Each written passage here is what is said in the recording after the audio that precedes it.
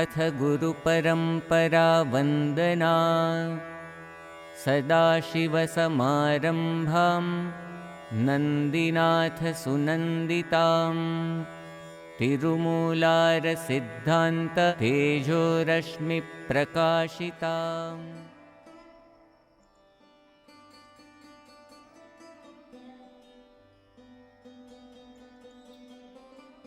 On occasion I am asked, how would you define Hinduism? I am a Hindu, but I don't know much about my religion. An effective way of answering this question, I've found, is a short explanation of the purusharthas, the goals or wealths of the soul. 4 in number, dharma, artha, kamamoksha, they form a cornerstone of Hindu ethics. These aspirations are found in the sankalpa, statement of intention, that priests chant when doing an archana for someone in a temple. Dharma, artha, kamamoksha, chaturvidha, phala, purushartha, siddhyartham. The meaning is, may you attain the fulfillment of life's 4 goals: dharma, wealth, enjoyment, and liberation. In his classic work, The Hindu View of Life, Dr. S. Radhakrishnan gives an insightful overview of the purusharthas.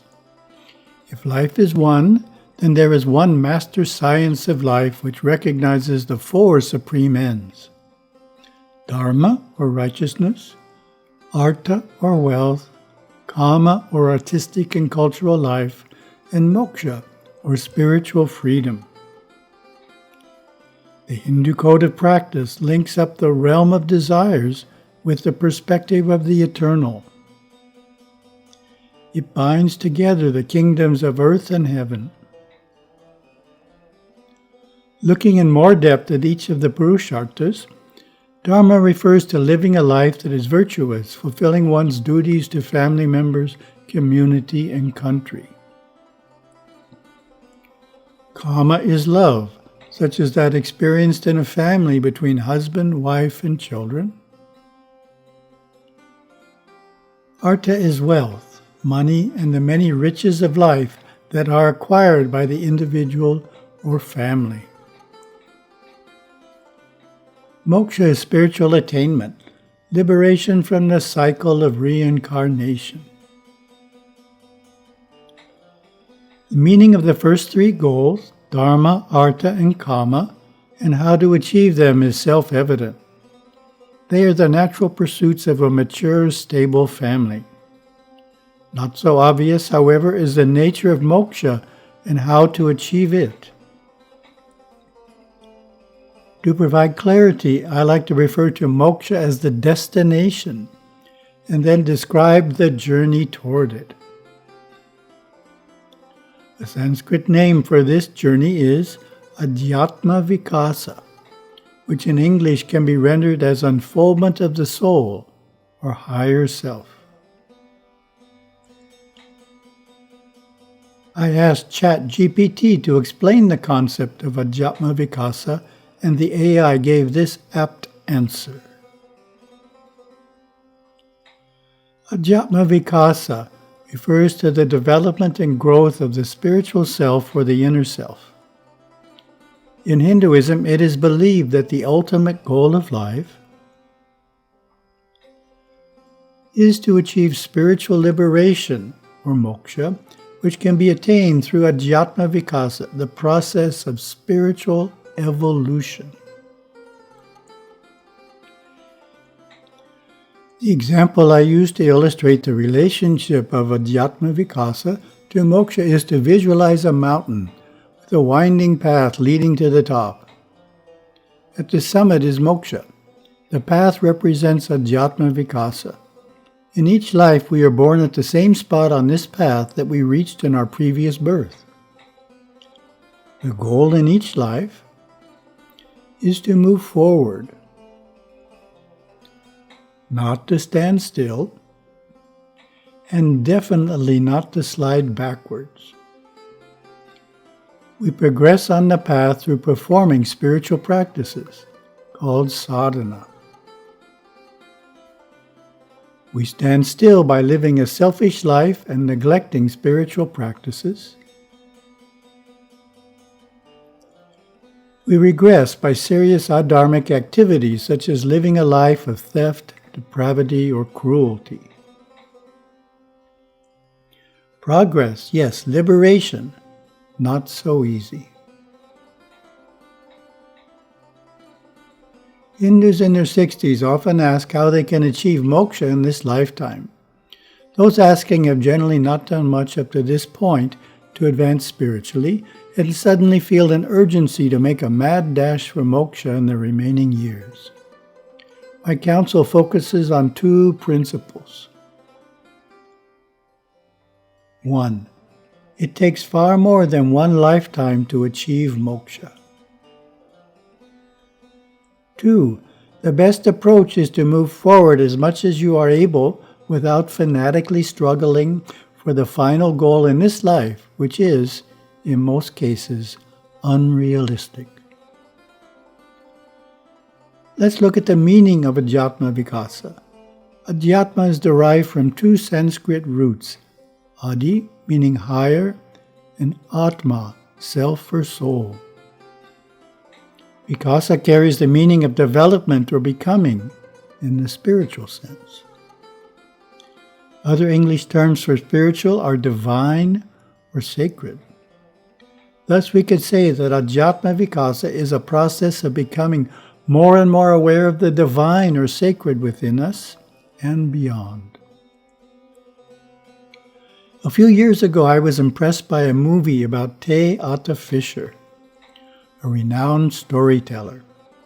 In the 1930s, she represented Native Americans at state dinners in the presence of President Franklin D. Roosevelt.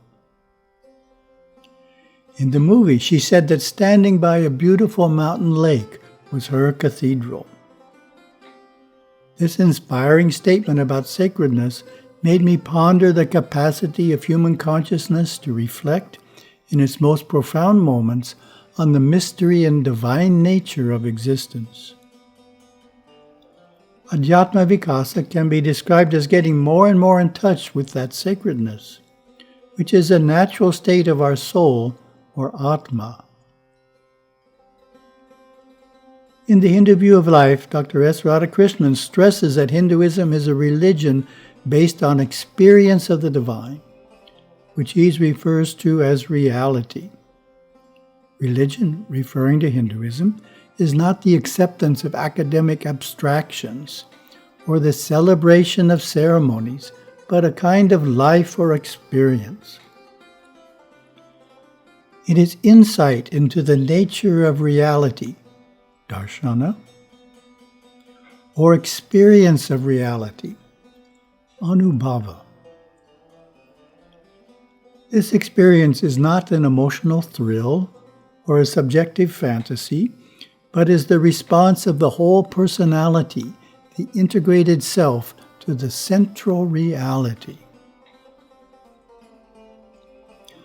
My guru, Satguru Savaya Subramanya Swami, taught 4 approaches to experiencing sacredness. Perhaps the easiest is to see sacredness in great religious teachers who seem to exude spirituality. We sense a special light in their eyes not seen in others. Spirituality emanating from the great ones is sometimes called Shakti. Gurudeva wrote, "What is this Shakti, you may be wondering? It is being in the presence of divinity. All holy men and women emanate all of these Shaktis, and you can too, some stronger than others. Shakti is divine radiation from the third world, causal plane, through the second world, astral plane, into the first, physical plane. The astral body is in the second world and lives inside the physical body. It is through the astral body that Shakti is felt." A second way to sense spirituality is to look deeply into the eyes of someone you know. Look deeper than the personality and the intellect, and see the life energy in their eyes as the divine within them. Verse 3.7 of the Brihadaranyaka Upanishad affirms, "He who knows God as the life of life, the eye of the eye, the ear of the ear, the mind of the mind, he indeed comprehends fully the cause of all causes." The third place to find sacredness is in the Hindu temple. It is a holy space built and maintained in such a way that we can go there and experience the energy of God and the gods. During the puja, the priest calls forth the deity to reside in the image and bless the devotees present. Devotees experience the deity as an uplifting, peaceful, divine energy radiating out from the image. Gurudeva gives this description: "The reality of the Mahadevas and their darshan, blessings, can be experienced by the devotee through his awakened ajna vision, or more often as the physical sight of the image in the sanctum, coupled with the inner knowing that he is there within the microcosm. This darshan can be felt by all devotees, becoming stronger and more defined as devotion is perfected." There is a fourth, more advanced approach, which is to look directly into our inner consciousness through meditation. By consistent practice, a meditator learns to locate the sacredness within him or her, and over time go ever deeper into it. The initial experience may register on the external mind as peace and bliss. Later one comes into a clear white light, and later still, an all-pervading consciousness. Ultimately, one encounters the transcendent source of that consciousness. As stated in the Chandogya Upanishad, the self resides within the lotus of the heart.